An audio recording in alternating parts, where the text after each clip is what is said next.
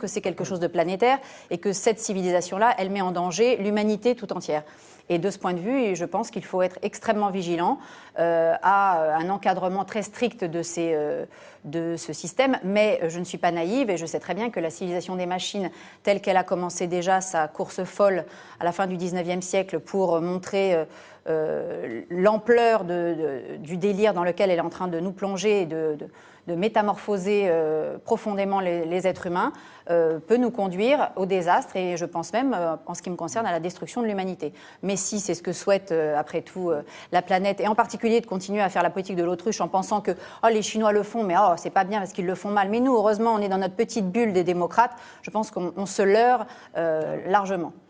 Ah non, non, je suis encore plus en désaccord avec vous que vous ne l'exprimez. C'est-à-dire que, non, mais, je pense que, oui, je pense que pour nous, c'est absolument formidable. On a un accès à la culture comme on n'a jamais eu. On a un accès à la musique comme on n'a jamais eu. On a un accès à la mobilité comme on n'a jamais eu. On a un accès à la santé. Moi, je travaille beaucoup sur les questions de santé.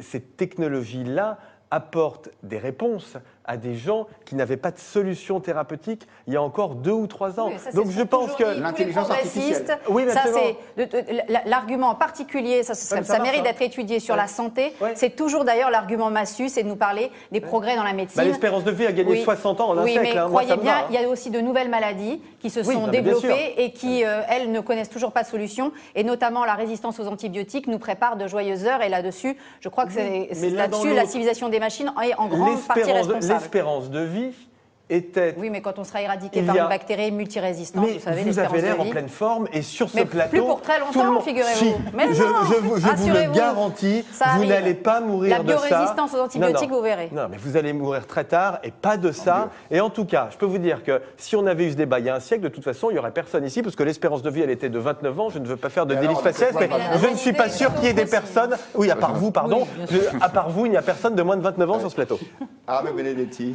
Moi, je pense qu'il faut retrouver une vision critique de la technique. Je suis assez d'accord avec ce que vous dites. C'est que finalement, il y a quelque chose qui manque beaucoup aujourd'hui pour comprendre et vraisemblablement apprivoiser et réguler la technique, c'est cette vision critique de la technique. C'est que l'irénisme qui consiste à dire que la technique c'est formidable, à mon avis, c'est un discours qui ne se suffit pas en soi. Et ce qui ne se suffit pas en soi, c'est de croire que parce que nous sommes dans des démocraties, que le système technicien n'est pas destructeur. Moi, j'invite tout le monde à relire un auteur qu'on ne lit plus du tout aujourd'hui, mais qui était absolument prophétique, qui a dit des choses extrêmement pertinentes et intelligentes sur la question du système technicien, c'est Jacques Ellul. Jacques Ellul disait une chose très juste, il disait le système technicien devient autonome. Il finit à un moment donné par réchapper aux hommes et c'est bien là qu'est le problème. Et il disait autre chose, il disait vous pouvez inventer tous les comités d'éthique de la Terre.